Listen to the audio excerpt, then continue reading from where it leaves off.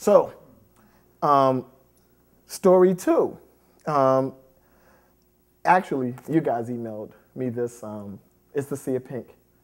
While I was doing a fellowship at, the studio existed by then, right? By the time you sent me Sea of Pink. Well, so like we go on, we build a studio, we get this email from Nick and Jethro, who started Action Mill. And all of our organizations are about the same age: Action Mill, Studio, Smart Meme, so we all refer to ourselves as cousins. So we send each other stuff back and forth around this kind of work. And this particular story is about a set of young people who went to high school in Nova Scotia.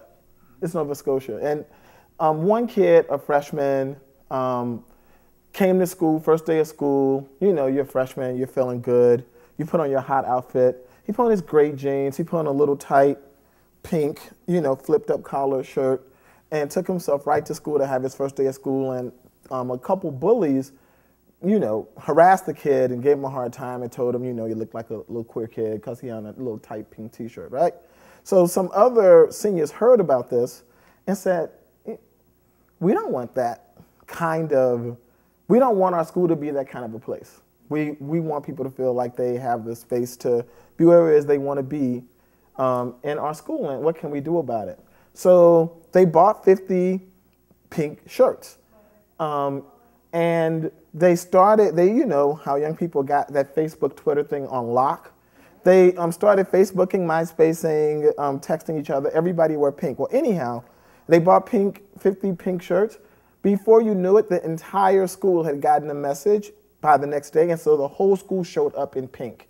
And it was called the Sea of Pink. And the thing, and so when they sent us the story, the thing we thought in the studio was like, wow, what an interesting gesture. Like, in the language, we use this language, gesture. It was like, if you did this to me and you tried to deny me my room to be, it wasn't like what they had did with the Sea of Pink came and said, no, you can't do that. They stepped in front of that whole gesture and made a new gesture, which made a new reality possible, right? And so we were like, this is what we're trying to get at. We want to create the space for social justice people to begin to think like this and play like this and do things like this. And we call those things social interventions. And by social interventions, we mean actions that get at the point of assumption, but in a way that alter relationships that make a social setting different by virtue of it being introduced to it. So we were thinking if the door had been shut, or the door with the first example, the door example, if that door had somehow been manipulated or altered or taken down or reinvented by the community and the organization together, it would have altered relationships in a way that they couldn't go back from. The same thing is true with the Sea of Pink thing.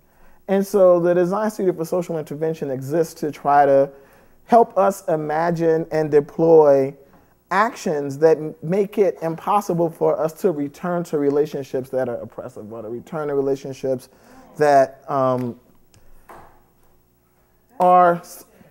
what?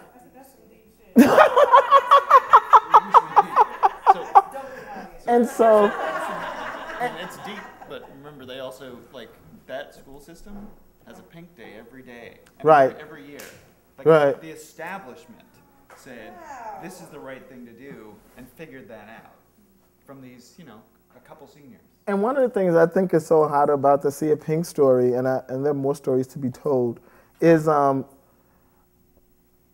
thing I typically talk about that one is this notion of social room. Like, the folk who did the bullying tried to shrink the social room of everybody. Like, it wasn't just about shrinking the social room or the space to be who you wanted to be as a little kid. When you do that, you're doing something to a larger culture. You're saying you all have to conform to this particular thing, right?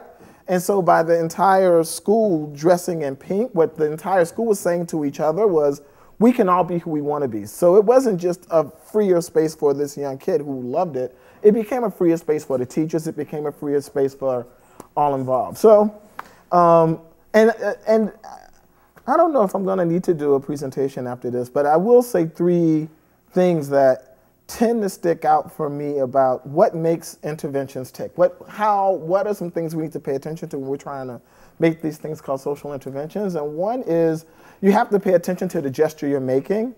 And I think one of the problems we tend to make inside the social justice sector is we tend to get fixated on the sort of first gesture. Like we get fixated on, if you've done the bullying, I want to do a gesture to you as the bullier, right? And so we get fixated on that versus doing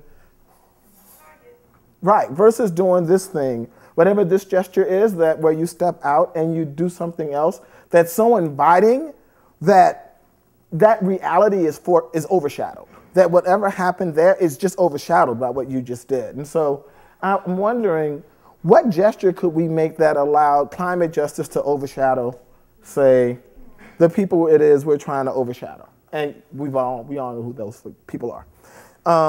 Another thing is this idea we borrow from game design called the magic circle. Like when you allow people, and a magic circle is this notion that as folk who are creating experiences, when we create experiences that people want to step into, and that experience is fantastical enough that we like who we're being in that experience, like if there's enough fantasy in the experience and there's enough sort of play and richness in the experience, we want to stay in the experience.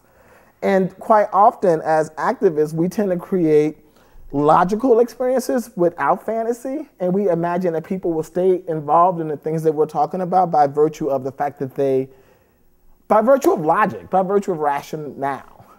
So we want you to help the climate, we want you to help with climate change because the world is going to catch on fire. That isn't what makes people stay inside of an experience.